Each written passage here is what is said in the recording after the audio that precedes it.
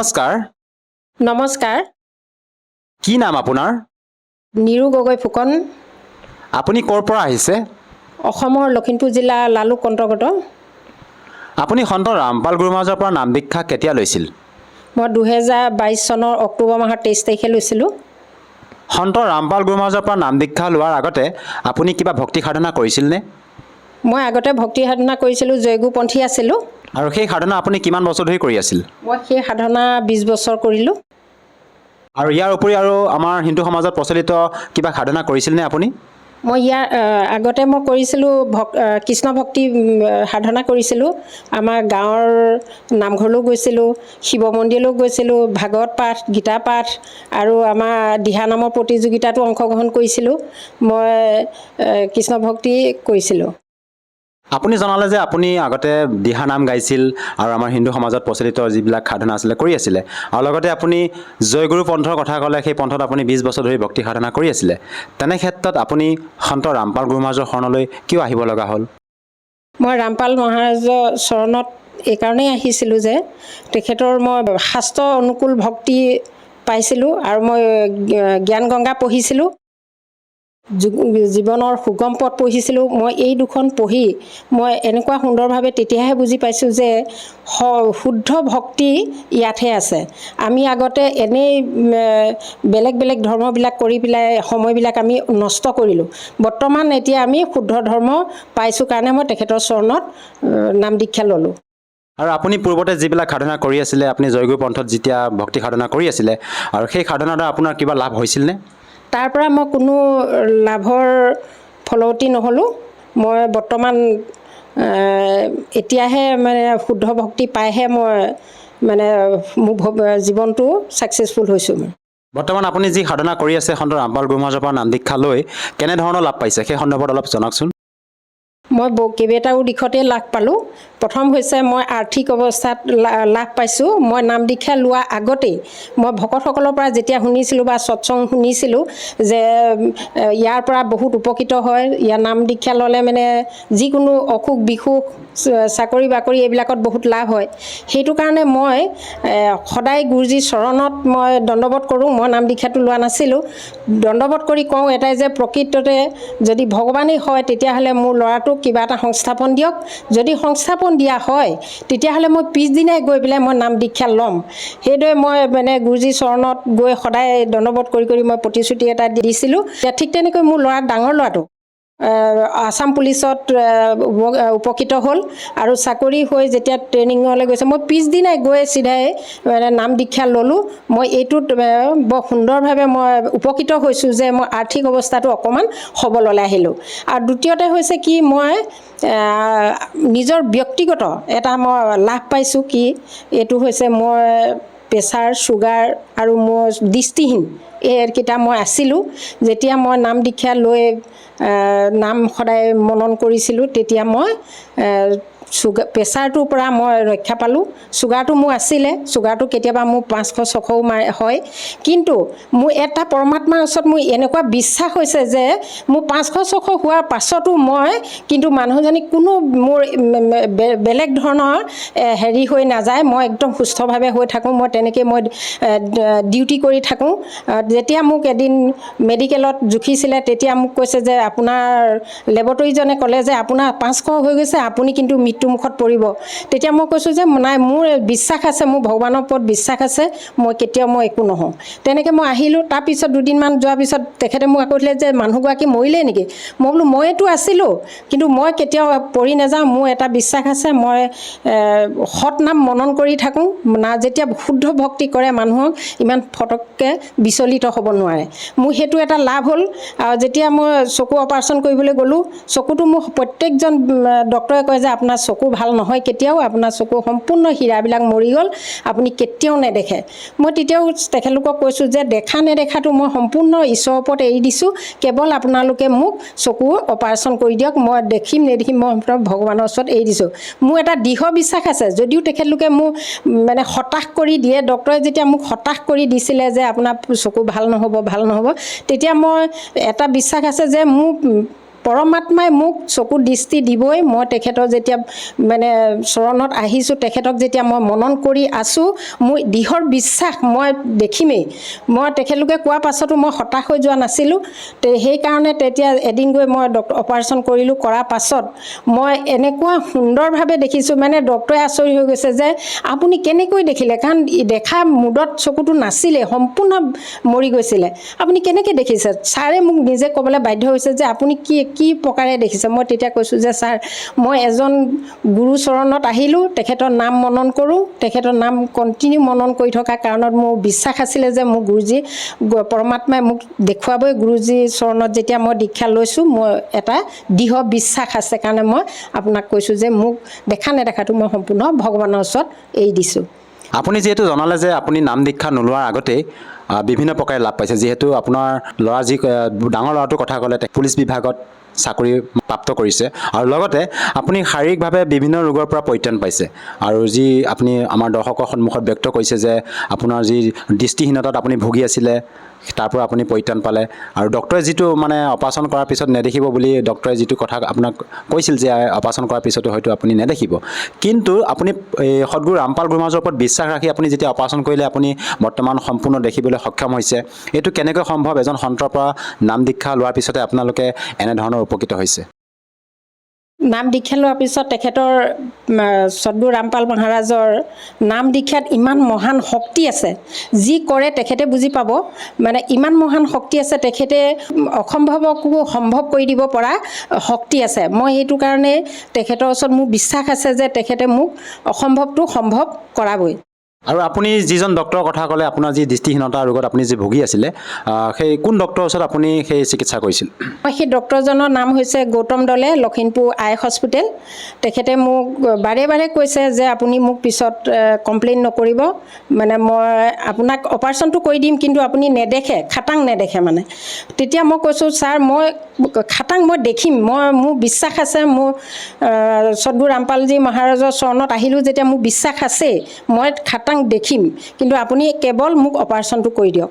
তেতিয়া তেখেতে ক'লে ঠিক আছে আমি কৰি দিম, আপোনাৰ নেদেখিলে পিছত আমাক দুখ নিদিব। মই বোলো নিদিওঁ ছাৰ, মই সম্পূৰ্ণ সদগুৰু ৰামপাল মহাৰাজৰ চৰণত মই এৰি দিছোঁ, দেখা নেদেখাটো তেখেতে দিব মোক। আৰু অন্য কিবা আপুনি লাভ পাইছেনে? আৰু মই শাৰীৰিক হিচাপে বহুত লাভেই পালোঁ, আৰু ঘৰুৱা হিচাপেও মই আমাৰ ল'ৰা ছোৱালীকেইটাৰ পৰাও মই পাৰিবাৰিক লাভ পাইছোঁ।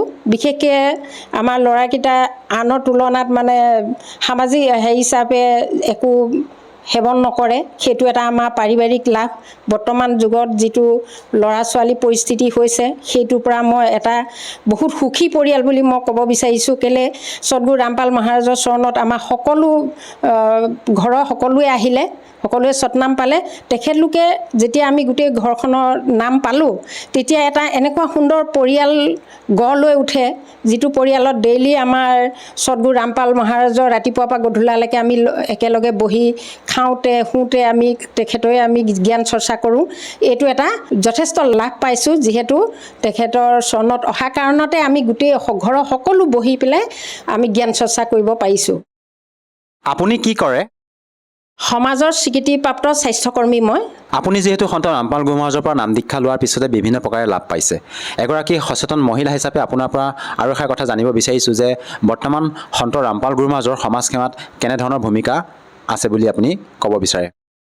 বৰ্তমান সদগুৰু ৰামপাল মহাৰাজৰ সমাজত এনেকুৱা ধৰণৰ ভূমিকা আছে যে নিচামুক্ত, বিশেষকৈ গোটেই ভাৰতবৰ্ষ নিচামুক্ত কৰিবৰ কাৰণে আমাৰ সন্ত ৰামপাল মহাৰাজে যথেষ্ট কষ্ট কৰিছে। আৰু যৌতুকমুক্ত, মানে এখন সমাজ গঢ়িবলৈ যৌতুকমুক্ত হ'ব লাগিব, যিহেতু এগৰাকী ছোৱালী জন্ম লোৱা মাত্ৰকে দেউতাকৰ ওপৰত এটা বোজা হৈ পৰে। সেই বোজা কাৰণতেই মানে আজিকালি ছোৱালীবিলাক যথেষ্ট মৃত্যুমুখতো পৰিছে। যৌতুক দিব নোৱাৰিলে বিভিন্ন যন্ত্ৰণাত ভুগিছে, মৃত্যুমুখত পৰিছে, নিৰ্যাতন ভুগিছে, ঘৰলৈ ঘূৰি আহিছে।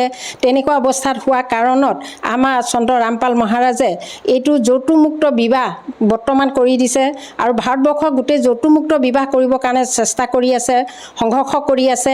আমাৰ ভক্তসকলেও যথেষ্ট সংঘৰ্ষ কৰি আছে যে যৌতুকমুক্ত কেনেকৈ হ'ব, কিন্তু চৰকাৰে যথেষ্ট চেষ্টাও কৰিছে, প্ৰচেষ্টা চলাই আছে, কিন্তু কোনো ছাকচেছফুল হ'ব পৰা নাই। সেইটো কাৰণে হ'ব পৰা নাই যে যিসকল সমাজত যৌতুকৰ লোভত পৰি আছে, তেখেতলোকে কোনো চৰকাৰৰ কথা মানি চলা নাই। কিন্তু যদি আমাৰ সদগুৰু ৰামপাল মহাৰাজৰ চৰণত আহে, অট'মেটিক নিজে নিজে এইটো যৌতুকমুক্ত লোভটো কমি যায় আৰু যৌতুকমুক্ত বিবাহটো কৰিবলৈ বাধ্য হয়। বৰ্তমান নিচামুক্তটো ঠিক তেনেকৈ হৈছে। চৰকাৰে নিচামুক্ত কৰিবৰ কাৰণে বহুত সংঘৰ্ষ কৰিছে, গাঁৱে গাঁৱেও সংঘৰ্ষ কৰিছে, গোটেই ভাৰতবৰ্ষতে সংঘৰ্ষ কৰি কৰি কিন্তু কোনো মানে সমস্যাটো সমাধান কৰিব পৰা নাই। কিন্তু আমাৰ সদগুৰু ৰামপাল মহাৰাজৰ চৰণত অহাসকলে নিজে নিজেই নিচা খাবলৈ এৰে, মদ খাবলৈ এৰে, গুটখা খাবলৈ এৰে, বিড়ি চিগাৰেট খাবলৈ এৰে। আমাক ভক্তি এনেকুৱা মানে শক্তি আছে, সেই শক্তিয়ে তেখেতক নিজে নিজে নাইকিয়া কৰি দিয়ে। ঠিক সেইদৰে আমাৰ সদগুৰু ৰামপাল মহাৰাজে বৰ্তমান এনেকুৱা এখন সমাজ গঢ়িবলৈ সংঘৰ্ষ কৰি গৈ আছে আৰু আগবাঢ়িও গৈছে। ঠিক সেইদৰে মানুহবিলাকে যথেষ্ট ভকতসকলটো আগবাঢ়িলে, তেখেতলোকে নুচুৱে নাখায়ো আৰু কাকো নিদিয়েও। ঠিক কিন্তু এতিয়াও মানে বেলেগ জগতসকলেও ঠিক তেনেকৈ মানে যদি সদগুৰু ৰামপাল মহাৰাজৰ জ্ঞান গংগা জীৱনৰ সুগম পথ তেখেতলোকে পঢ়ে, তেখেতলোকেও নিজে নিজে মানে নিজে নিজে অট'মেটিক এৰ খাব। তেখেতলোকৰ তাত ইমান সুন্দৰভাৱে লিখিত আছে যে লিখাখিনি যদি পঢ়ি জ্ঞান তত্ত্ব পায়, কিন্তু তত্ত্ব পাব লাগিব, তত্ত্ব যদি পায় তেতিয়াহ'লে তেখেতলোকে নিজে নিজে এৰিব। আপোনাৰ পৰা আৰু এটা কথা জানিব বিচাৰিছোঁ, এই আধুনিকতাৰ এই যুগত গুৰু ধাৰণ নকৰাকৈও ভক্তি সাধনা কৰিব পাৰিনে? কেতিয়াও গুৰু ধাৰণ নোহোৱাকৈ ভক্তি কৰিব নোৱাৰে। গুৰু লাগিবই, এনেকুৱা এজন গুৰু লাগিব যিজন সৎগুৰু, তত্ত্বদৰ্শী সৎগুৰু হ'ব লাগিব। আমাৰ যেনেকৈ সদগুৰু ৰামপাল তত্ত্বদৰ্শী সদগুৰু ৰামপাল মহাৰাজে তত্ত্ব দেখুৱাই ভক্তি দিছে, ঠিক তেনেকুৱা এজন গুৰুৰ ওচৰত যাব লাগিব। যেনেকৈ কয় যে সৎগুৰু শৰণাপন্ন হোৱা, আমি এখেত সৎ হয় কাৰণে আমি সৎগুৰুৰ ওচৰত শৰণাপন্ন হৈছোঁ। সৎ নাম মনন কৰা, তেখেতৰ শক্তি নামৰ যিটো মহিমা, যিটো শক্তি, সেইটো সৎনাম মনন কৰিব লাগিব আৰু সৎসং আশ্ৰয় গ্ৰহণ কৰিব লাগিব। আমাৰ সং যিটো সৎসং, সেই সৎসংটো আশ্ৰয় গ্ৰহণ কৰাৰ কাৰণে যেনেকুৱাও দুৰাচাৰীও আহি ইয়াত সৎ হৈছেহি। আৰু এষাৰ কথা জানিব বিচাৰিছোঁ, যিহেতু আমাৰ অসমৰ যিমানবিলাক আধ্যাত্মিক শ্ৰদ্ধালু গুৰু আছে, সেই সকলোৱে হয়তো শাস্ত্ৰৰ মতে ভক্তিবিধি প্ৰদান কৰি আছে। তেনে ক্ষেত্ৰত আপুনি হাৰিয়ানা প্ৰান্তৰ নিবাসী সন্ত ৰামপাল গুৰু মহাৰাজৰ শৰণলৈ গৈ যে ভক্তি সাধনা কৰিলে, ইয়াৰ প্ৰকৃত কাৰণটো কি, সেই সন্দৰ্ভত অলপ জনাওকচোন। বৰ্তমান আমাৰ অসমতো বহুত গুৰু আছে হয়, কিন্তু তেখেতলোকৰ তত্ত্বদৰ্শী নহয়। আমাৰ সদগুৰু ৰামপাল মহাৰাজ যিটো তত্ত্বদৰ্শী জ্ঞান দিয়ে, কিন্তু ইয়াত আমাৰ গুৰুসকলে কি কৰে, লোকবেদ মানুহৰ মুখে মুখে যিটো লোকবেদ প্ৰচাৰ কৰে, সেই লোকবেদৰ মতে আমাৰ ধৰ্ম প্ৰচাৰ কৰি আছে। সেই লোকবেদত ধৰ্ম প্ৰচাৰ কৰি বিভিন্ন অন্যায় কামো মানে ন্যায় বুলি তেখেতলোকে ধৰ্ম প্ৰচাৰ কৰি আছে। ঠিক তেনেকৈ জগতসকলে সেই ধৰ্মকে লৈ পেলাই তেনেকৈ চলি আছে। কিন্তু তত্ত্বদৰ্শী যদি নহয়, তেতিয়াহ'লে আমিও ভৱিষ্যতলৈ কোনো ভাল হ'ব নোৱাৰোঁ। তত্ত্বদৰ্শী হ'ব লাগিব, তত্ত্বদৰ্শী হ'লেহে আমি ভাল ভক্তি কৰিব পাৰিম। যিহেতু আপুনি জনালে যে মত ব্যক্ত কৰিলে যে আপুনি সন্ত ৰামপাল গুৰু মহাৰাজৰ পৰা নাম দীক্ষা লোৱাৰ পিছতে বিভিন্ন প্ৰকাৰে লাভ পাইছে, শাৰীৰিকভাৱে হওক বা আৰ্থিকভাৱে হওক। যিসকল দৰ্শকে আপোনাক আজি টিভি স্ক্ৰীণত প্ৰত্যক্ষ কৰি আছে, সেইসকলক আপুনি কি বাৰ্তা দিব বিচাৰে যাতে তেওঁলোকেও আপোনাৰ দৰে উপকৃত হ'ব পাৰে? তেওঁলোকলৈ মই এটাই প্ৰাৰ্থনা জনাইছোঁ। মইতো আগতে বিভিন্ন ধৰ্ম পালন কৰিছিলোঁ, ধৰক জয়গুৰু পন্থতো আছিলোঁ আৰু গাঁৱৰ যিটো আমাৰ সামাজিক নিয়ম নীতি তাতো মই আছিলোঁ, শিৱ পূজাটো কৰিছিলোঁ। গোটেই কৰিও মই কোনো সফলতা হ'ব নোৱাৰিলোঁ। মই লাষ্টত সদগুৰু ৰামপালজী মহাৰাজৰ চৰণত আহি মই যথেষ্ট উপকৃত হৈছোঁ। তেওঁলোকক অনুৰোধ কৰিছোঁ, প্ৰাৰ্থনাও জনাইছোঁ। লগতে তাৰ এইটো আমাৰ সন্ত ৰামপালজী মহাৰাজে লিখিত পবিত্ৰ জ্ঞান গংগা এখন সুগম পথ, এই কিতাপ কেইখন আপোনালোকে পঢ়ক। তাত পঢ়ি আপোনালোকে যিটো জ্ঞান পাব, অতি সোনকালে আপোনালোকে যাতে এই আমাৰ ৰামপালজী মহাৰাজৰ চৰণত আহি মই যেনেকৈ বহুতকেইটা লাভ পাইছোঁ, ঠিক তেনেকৈ আপোনালোকেও এইদৰে লাভ পাব। এইটো গাৰেণ্টি আছে। আমাক সদগুৰু ৰামপাল মহাৰাজৰ যিটো মন্ত্ৰৰ শক্তি মানে একদম গ্ৰাণ্টেড মানে এইটো হ'বই। যদি মৰ্যাদা ৰাখি আমি কৰিব পাৰোঁ, নিশ্চয় আমি উপকৃত হ'ম। মই যেনেকৈ হৈছোঁ ঠিক তেনেকৈ আপোনালোকেও উপকৃত হ'ব পাৰিব। যদিহে কোনো লোকে সন্ত ৰামপাল গুৰু মহাৰাজৰ পৰা নাম দীক্ষা ল'ব বিচাৰে, সহজভাৱে কেনেকৈ ল'ব পাৰিব? সহজভাৱে এইটোৱে আমাৰ পদ্ধতি আছে, যিটো আমাৰ আজিকালি শিক্ষিত সমাজ, শিক্ষিত প্ৰত্যেকজন ব্যক্তিৰ ওচৰতে এণ্ড্ৰইড মোবাইল আছে। এণ্ড্ৰইড মোবাইলত আমাৰ সদগুৰু ৰামপাল মহাৰাজৰ নামটো চাৰ্চ কৰিলে তাত প্ৰবচন আহে। সেই প্ৰবচনৰ তলত এটা ফোন নাম্বাৰ থাকে, ফোন নাম্বাৰটো যোগাযোগ কৰিলে তাত সুন্দৰভাৱে বুজাই দিয়ে যে আপোনাৰ ঘৰ ক'ত, কি সম্পূৰ্ণ ঠিকনা লৈ ওচৰত যদি আছে নামধাম কেন্দ্ৰ তালৈ পঠিয়াব, যদি জিলাত অলপ আঁতৰত আছে তালৈও পঠিয়াব, আৰু তালৈ গৈ আপোনালোকে কোনো টকা পইচা নোহোৱাকৈ, খৰচ নকৰাকৈ আপোনালোকে নাম দীক্ষা ল'ব পাৰিব। ধন্যবাদ থাকিল। সৎ চাহেব।